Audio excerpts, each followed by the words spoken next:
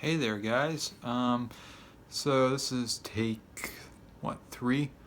I always try to say what take I'm on when I do a video recording. But anywho, I have a few bass guitars to show you guys that I own currently. And some of them are in shambles. Some of them are actually working at the moment. And some are just, I don't use because they're not in shambles, but they just don't have the right setup or anything. But I count in total quite a few basses here. I'll say it once I show the view.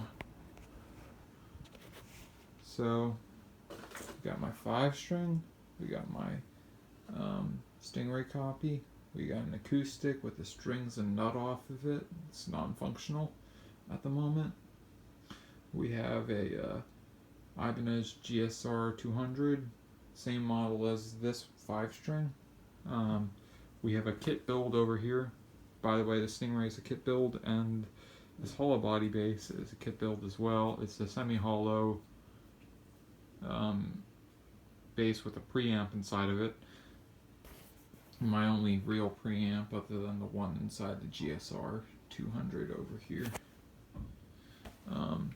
So here's my two jazz basses. One is heavily modded, one is slightly modded.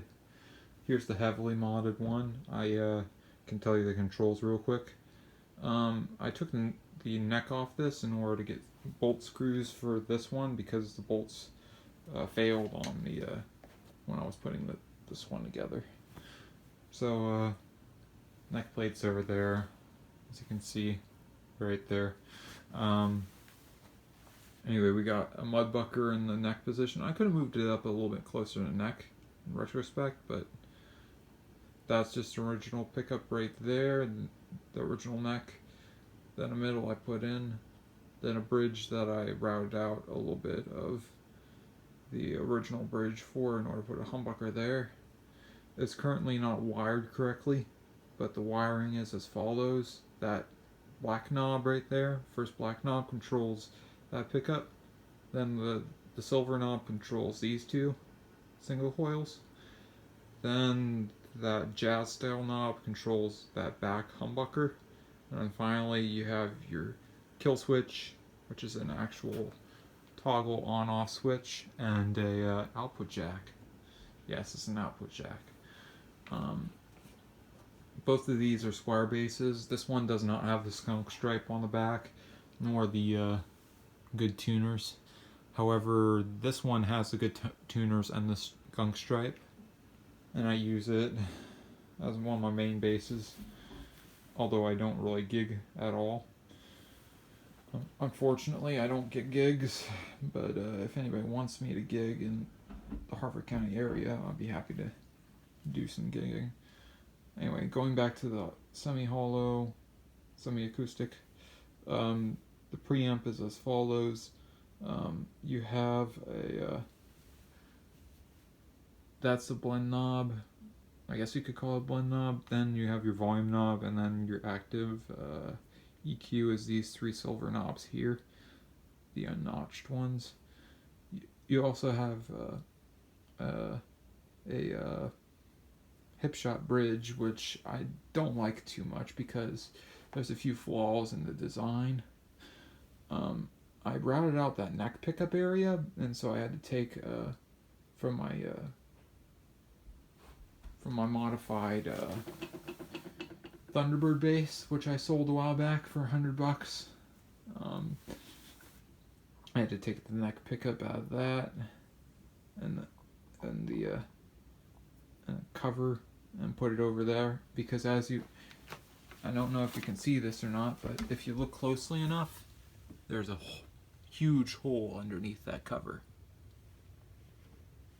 I don't think you can see it, but yeah, you can see the controls, humbucker pickups.